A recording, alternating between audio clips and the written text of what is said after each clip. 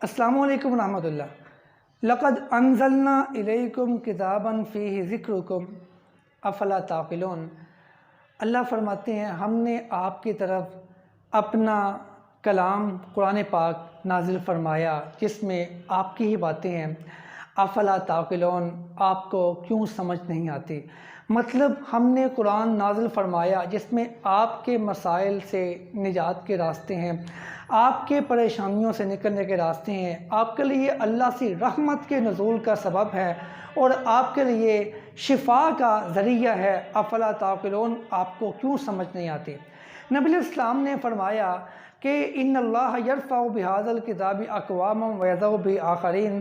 یہ قرآن ایسا مقدس کلام ہے جس کی وجہ سے، جس کو عمل کرنے سے، جس کے مطابق زندگی بسر کرنے سے، جس کو اپنا دستور حیات بنانے سے، جس کو اپنا نظام حکومت بنانے سے اللہ کچھ قوموں کو عزت دیتا ہے، عروج دیتا ہے، اور جو لوگ قرآن کو اپنا دستور نہیں بناتے، اپنے لیے رہبر و رہنما نہیں سمجھتے، اپنے لیے اس کو قرآن کو ہادی نہیں سمجھتے، اللہ ان کو ذلیل کرتا ہے، رسوا کرتا ہے۔ یہ قرآن سے منہ موڑ لیتے ہیں، اللہ ان کو پھر دنیا اور آخرت میں ذلیل و رسوا کر دیتا ہے۔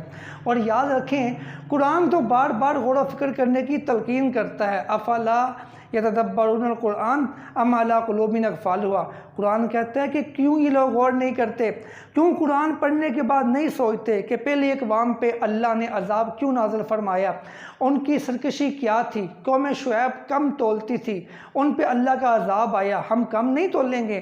قوم لوط بدفعلی کرتی تھی، ہم وہ کام نہیں کریں گے۔ بدفعلی کی وجہ سے اس قوم کو صفحہ ہستی سے مٹایا گیا۔ قوم نوح ضد کرتی تھی، پیغمبر کی بات کا انکار کرتی تھی، اللہ سے شرک کرتی تھی، اس وجہ سے ان پہ عذاب آیا۔ آپ قرآن پہ غور کیوں نہیں کرتے؟ جو قرآن آپ کو زندگی کے ہر لمحے میں جینے کے آداب سکھاتا ہے، آپ کی زندگی میں آپ کو بہترین رہنمائی فراہم کرتا ہے، آپ اس قرآن پہ غور کیوں نہیں کرتے؟ جو آپ کو اوامر و نواہی بتاتا ہے، پہلی قوموں کی سرکشی بتاتا ہے، ان کے انجام بتاتا ہے، آپ کو اخلاق حسنہ بتاتا ہے، اخلاق سیئہ سے بچنے کے طریقے بتاتا ہے، اس قرآن پہ غور کیوں نہیں کرتے؟ اصل میں ہم قرآن کو سمجھتے ہیں کہ یہ قرآن قسم اٹھانے کے لیے آیا تھا، یہ قرآن برکت کے لیے آیا تھا، یہ قرآن تعویذ بنانے کے لیے آیا تھا۔ ہم اسے پڑھتے نہیں ہیں، اگر پڑھتی ہوں تو اس پہ ہم عمل نہیں کرتے۔ اگر ہم عمل کرنا چاہیں، ہم قرآن پہ غور کریں، اس کو سمجھیں، آخر اللہ ہم سے جو کلام کر رہا ہے اس میں ہمارے بارے کیا لکھا ہوا ہے، آپ ذرا غور کریں۔ نبی علیہ السلام نے فرمایا کہ میرے صحابہ کچھ لوگ ایسے آئیں گے میری امت میں، یتلون کتاب اللہ رتبا، قرآن کو تو بڑا پیارا پڑھیں گے، بڑے ترنم سے پڑھیں گے، آوازیں ان کی بڑی پیاری ہوں گی، لیکن وہ قرآن ان کے حلق سے نیچے نہیں اترے گا۔